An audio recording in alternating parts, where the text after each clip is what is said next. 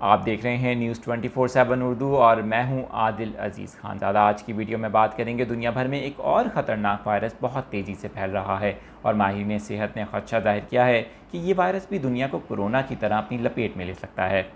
हम बात कर रहे हैं इस नए वायरस की जिसका नाम मंकी पॉक्स बताया जा रहा है, जो अमेरिका, बरतानिया, यूरोप और ऑस्ट्रेलिया में काफ़ी तेज़ी से फैल रहा है।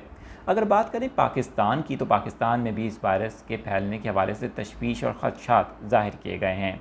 लेकिन सवाल ये है कि ये वायरस आखिर क्या है, किस तरह से एक इंसान से दूसरे इंसान में मुंतकिल होता है और इसकी अलामात क्या हैं। आइए अब यही बात करते हैं।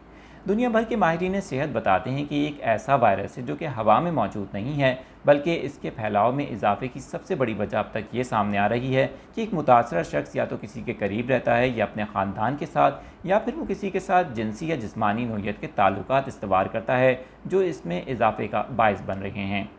दूसरी एक वजह यह भी सामने आई है कि मुतासरीन एक मुल्क से दूसरे मुल्क में सफ़र कर रहे हैं, जिसकी वजह से दुनिया भर में इसके केसेस में इजाफा देखने में आ रहा है। अब बात करते हैं इसकी इलामात की। अगर इलामात की बात की जाए तो इसमें तेज़ बुखार, जिस्म में शदीद दर्द और साथ ही साथ जिस्म पर होने वाले वो दाने हैं जिनसे पानी बहता है।